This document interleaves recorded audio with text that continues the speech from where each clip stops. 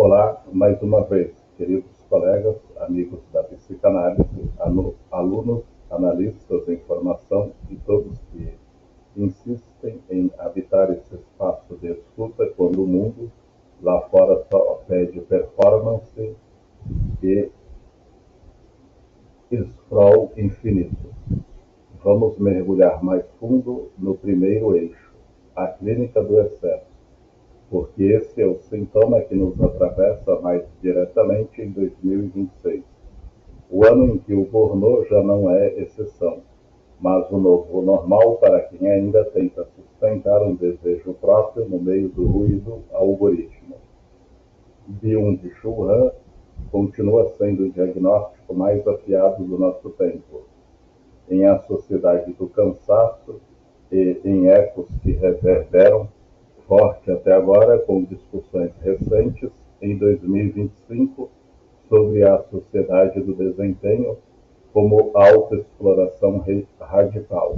Ele mostra a transição brutal. Saímos da sociedade disciplinar Foucaultiana, aquela do tu não deves, do interdito, da repressão externa, para uma sociedade neural, positiva, excessiva. O supereu já não castiga com proibições. Ele cita, ele ordena, tu podes, realiza-te, produz-te, goza mais. É um supereu pornográfico, como alguns comentam em leituras contemporâneas. Ele não barra o gozo, ele o torna obrigatório. E aí o sujeito vira seu próprio explorador, chefe de si mesmo, escravo de si mesmo. O neoliberalismo internalizado, não há mais grande outro opressor. O opressor sou eu, cobrando de mim. Lacan já havia previsto isso com uma clareza assustadora no Seminário 17, O Avesso da Psicanálise, 1969 a 1970.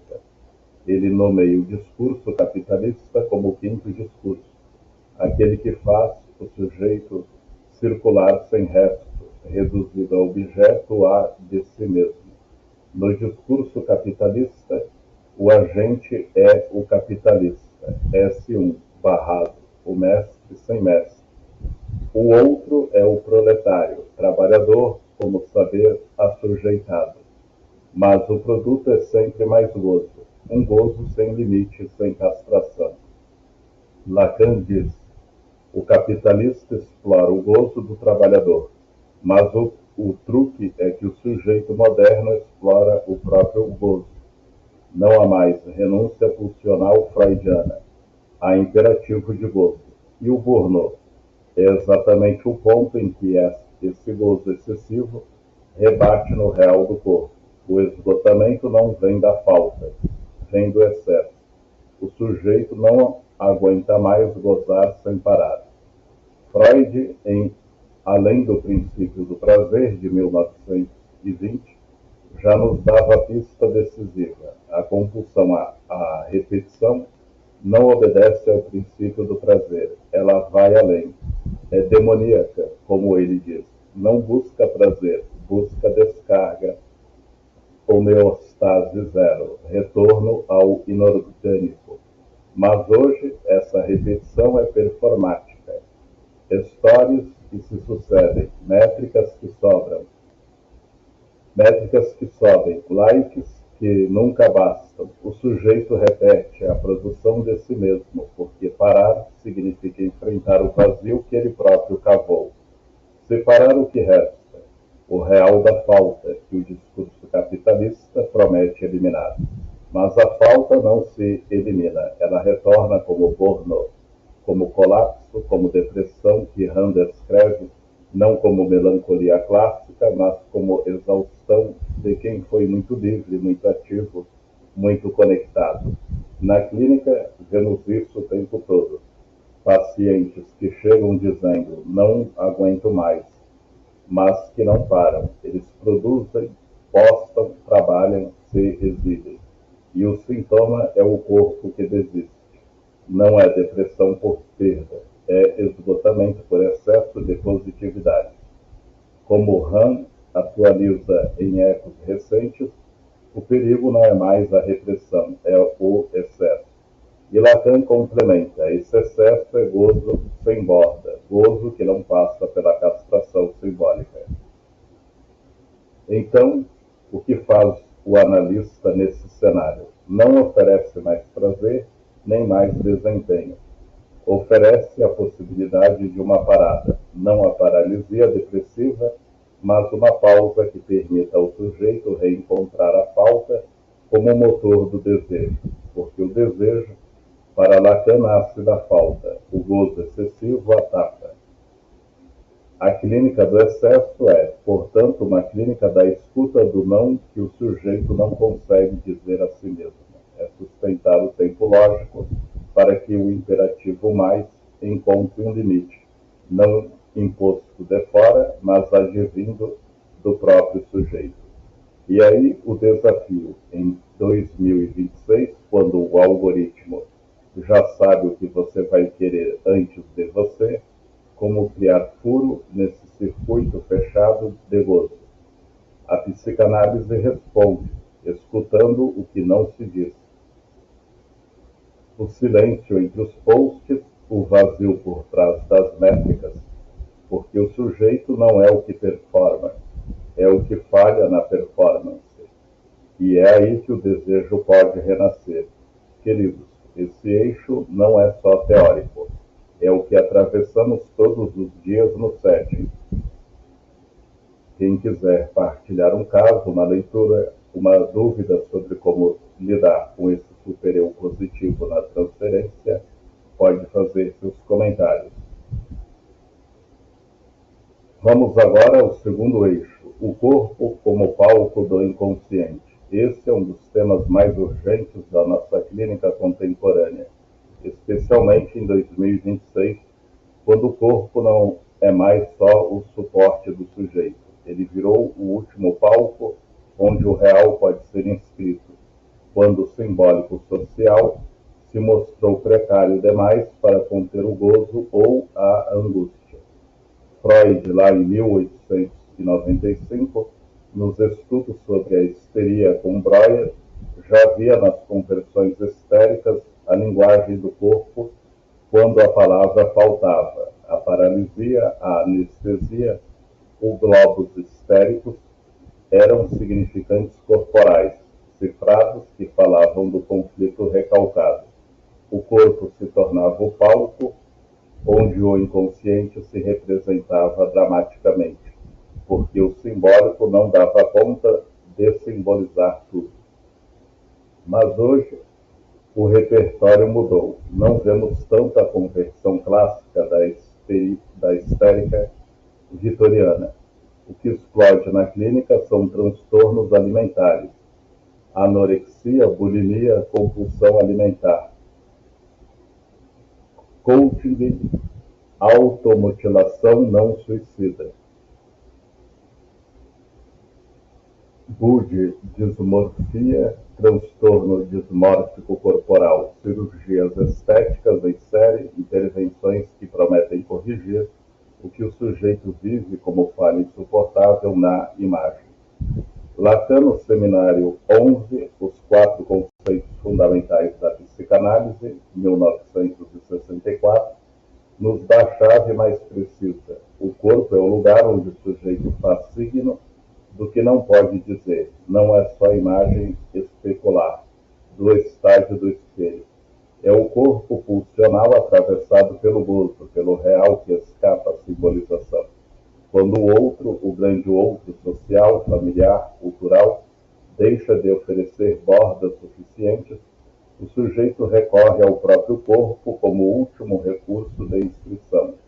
A automutilação, o coaching, não é mero acting out, impossível. É uma tentativa desesperada de inscrever no real aquilo que o simbólico não consegue conter. O corte na pele é uma marca, insignificante que o sujeito fabrica para si mesmo. Quando o discurso do outro falha em nomeá-lo ou limitá-lo, como alguns autores contemporâneos brasileiros apontam em suas leituras lacanianas, O coaching na adolescência surge, muitas vezes, como resposta ao desamparo, à angústia de não encontrar lugar no laço social, um grito silencioso da lâmina que tenta fazer existir o corpo, perfurando-o para que ele fale.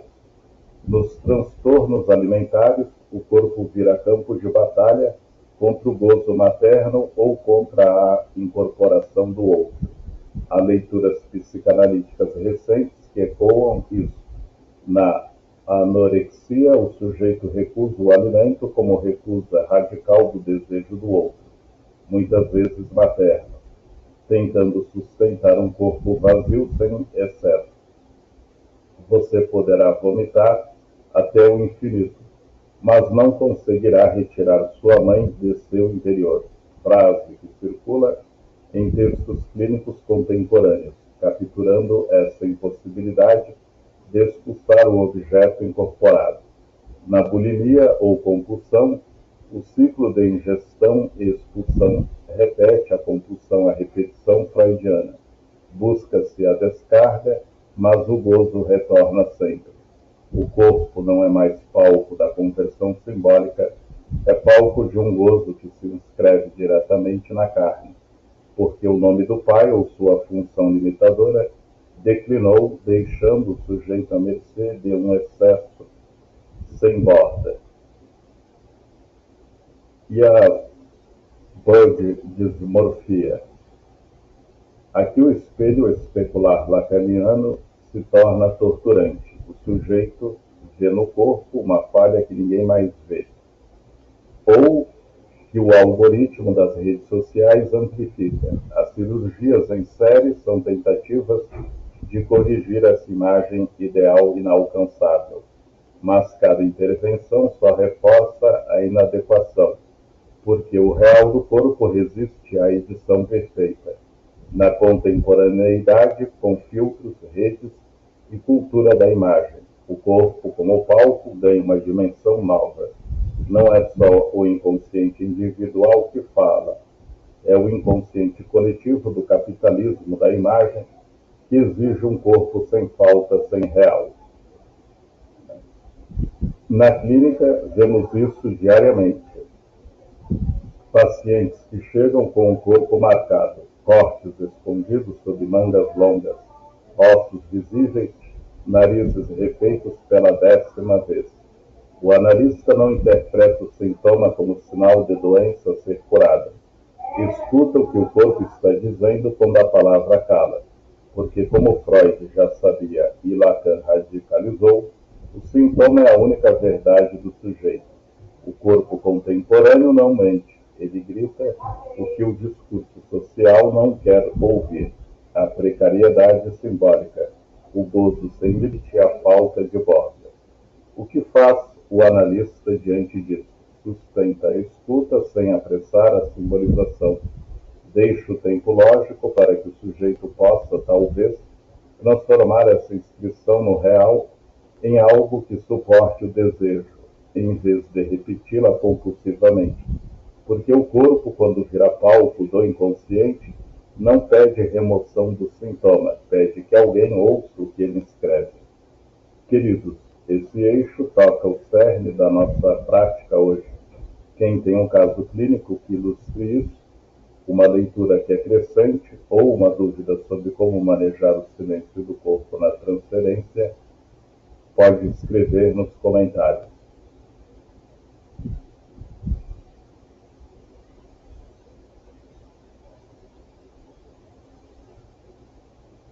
Vamos agora ao terceiro eixo, amor na era digital. Esse é talvez o mais doloroso da nossa contemporaneidade, porque o amor, que sempre foi o lugar onde o sujeito se confronta com a falta, agora é mediado por plataformas que prometem eliminá-la. E aí o que vemos? Não o fim da angústia, mas sua amplificação feroz, disfarçada de abundância. Zygmunt Bauman, em Amor Líquido, 2003, já diagnosticava o amor moderno como fluido, descartável, sem compromissos duradouros, relações que se evaporam como gotas d'água num dia quente. Mas Lacan já tinha dito antes, de outro jeito, com uma precisão que corta. O amor é dar o que não se tem a alguém que não o quer. É um ato de pura falta endereçada ao outro. Não há completude. Há ilusão de completude que o desejo sustenta. Nos aplicativos de namoro, Tinder, Bumble, Happn, Grindr, o outro é reduzido a perfil, foto otimizada, bio curta, algoritmo que calcula compatibilidade. O sujeito não encontra o parceiro, encontra a própria imagem especular projetada no outro. É o estágio do espelho lacaniano em escala industrial.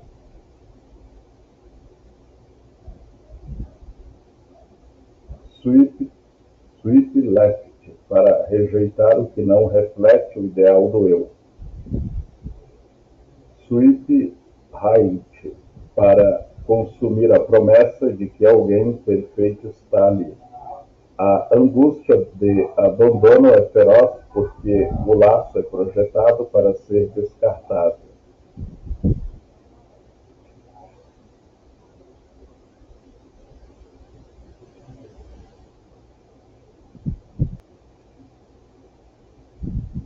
Como Eva Illouz mostra em Code Intimacies, The Making of Emotional Capitalism, 2007, em ecos que reverberam forte até hoje em análise sobre o capitalismo emocional. O desejo virou mercadoria.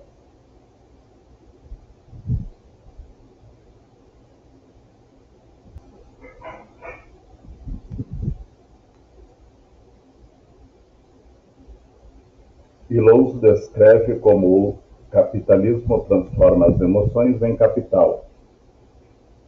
No dating online, o sujeito se torna produto no mercado amoroso, avaliado por likes, matches, visualizações. Há uma lógica de eficiência, auto-otimização e consumo, perfis como commodities, relações como transações rápidas. O capitalismo emocional faz do amor um investimento calculado, e o risco de perda emocional é o preço da abundância aparente. Aplicativos exploram o gozo da escolha infinita. Sempre há mais um perfil, mais uma possibilidade, mais um talvez melhor, mas essa abundância é ilusória. Ela mascara a escassez real do encontro. Por que amar ficou tão difícil? Porque o encontro real exige exatamente o que o Tinder mais teme: a falta. O encontro real, para Lacan, Seminário 20, mas ainda ou em formulações sobre o amor no Seminário 8. Não é fusão, é confronto com o real do sexo, com a impossibilidade de haver relação sexual. Nos aplicativos, o sujeito evita esse real. Filtra, compara, idealiza a distância. O fantasma amoroso contemporâneo é o da completude. Encontre sua alma gêmea perfeita. Match perfeito. Compatibilidade 99%. Mas Lacan nos lembra, o amor nasce da falta no outro. Quando o algoritmo promete preencher essa falta com dados, preferências e entende você melhor que ninguém, o desejo se evapora. O que resta é gozo masturbatório, o prazer da caça, do match, da conversa infinita que não leva a lugar nenhum. Ou pior, o acting out do ghosting, do bloqueio, da repetição compulsiva de ciclos que não simbolizam nada. Na clínica vemos isso o tempo todo. Pacientes que chegam exaustos de namoros que nunca foram além do chat. Angústia de abandono que explode após um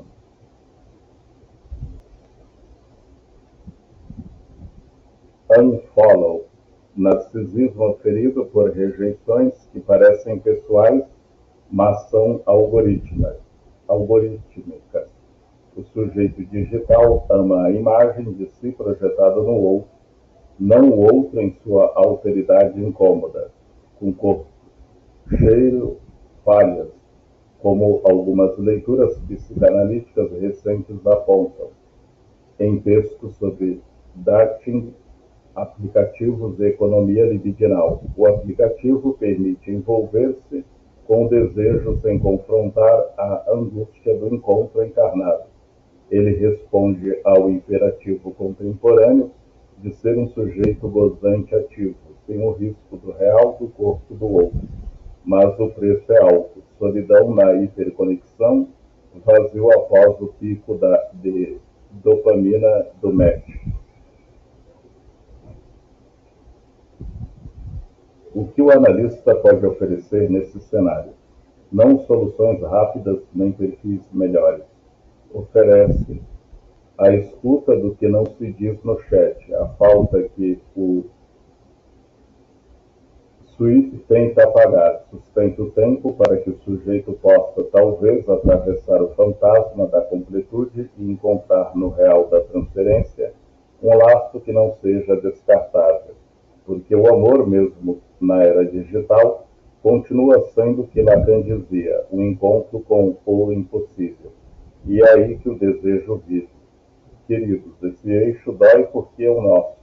Quem tem um caso que ilustre essa angústia digital, uma reflexão sobre como o algoritmo entra na transferência ou uma dúvida sobre se o amor ainda resiste ao sweep, faça seu comentário.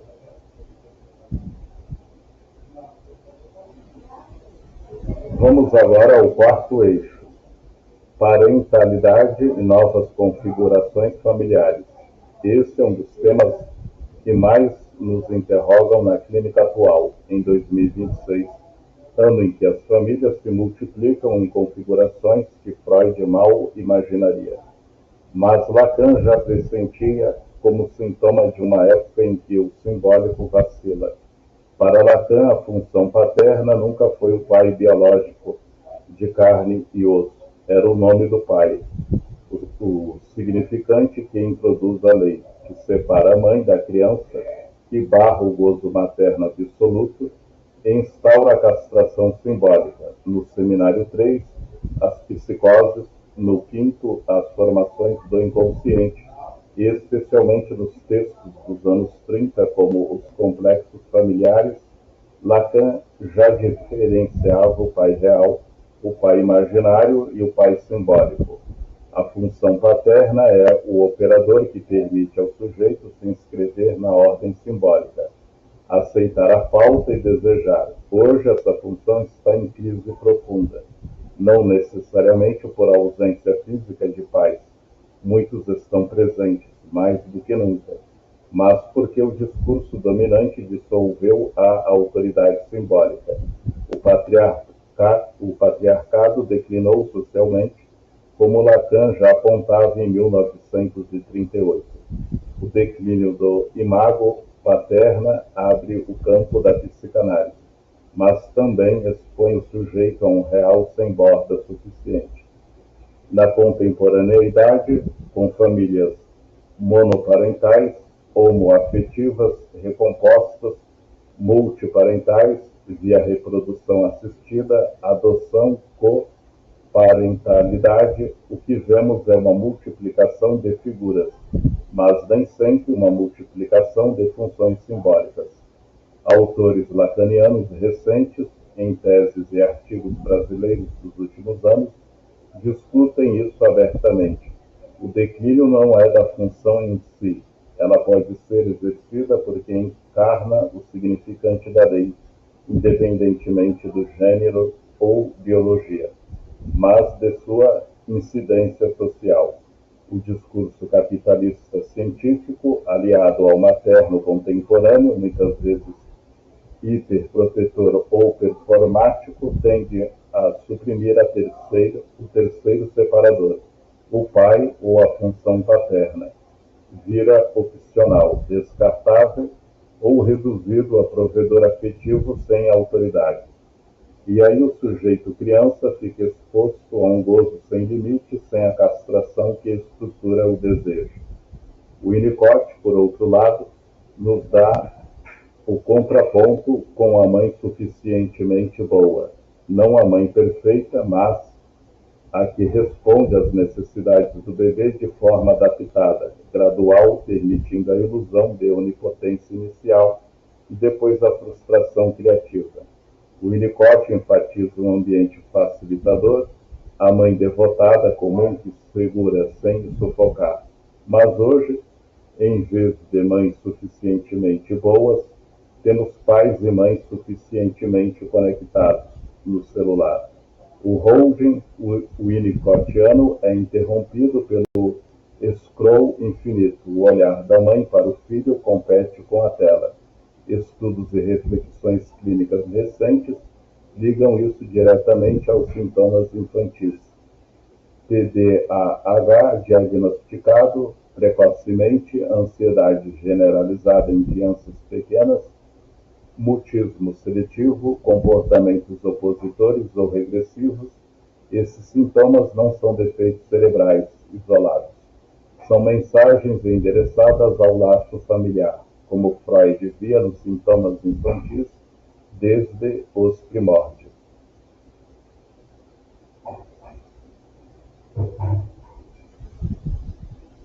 O sintoma da criança é sempre um retorno do recalcado no laço, quando o outro parental não sustenta a função simbólica, seja por excesso de telas, por ausência de limite, por hiperconexão que dissolve o tempo de presença. A criança responde com o corpo ou com o acting out. O TDAH, por exemplo, pode ser lido em perspectivas winnicottianas e lacanianas contemporâneas, como falha no ambiente facilitador. A criança inquieta porque não encontra borda segura para conter sua pulsão. A ansiedade precoce surge quando a mãe ou o cuidador principal está suficientemente ansiosa demais, projetando no filho sua própria falta de contenção. O mutismo seletivo, uma recusa radical a falar num outro que não escuta de verdade. E o laço familiar muitas vezes está exatamente no silêncio do jantar, todos à mesa, mas cada um no seu celular. O jantar, que poderia ser um momento de inscrição simbólica, a partilha da palavra, da lei do desejo do outro, vira cena de desconexão. A criança sente: meu sintoma é o único jeito de ser ouvido. Como Vorcaro e outros psicanalistas brasileiros alertam em trabalhos recentes, medicar o sintoma silencia a mensagem, mas não a elabora. A psicanálise, ao contrário, escuta o sintoma como verdade do sujeito e do laço que o produziu. Na clínica vemos famílias que chegam desesperadas. Meu filho não para quieto, não fala na escola, tem crises de ansiedade aos 7 anos. O analista não julga os pais, escuta o que a configuração familiar revela do mal-estar contemporâneo, o declínio da autoridade simbólica, o excesso de gozo sem lei, o outro precário. A tarefa é sustentar a transferência para que os pais possam, talvez, reintroduzir uma função limitadora, um não que não seja punitivo, mas estruturante, porque a parentalidade hoje não é biologia, é ato simbólico, sustentar o desejo do filho sem devorá-lo, sem abandoná-lo ao real das telas.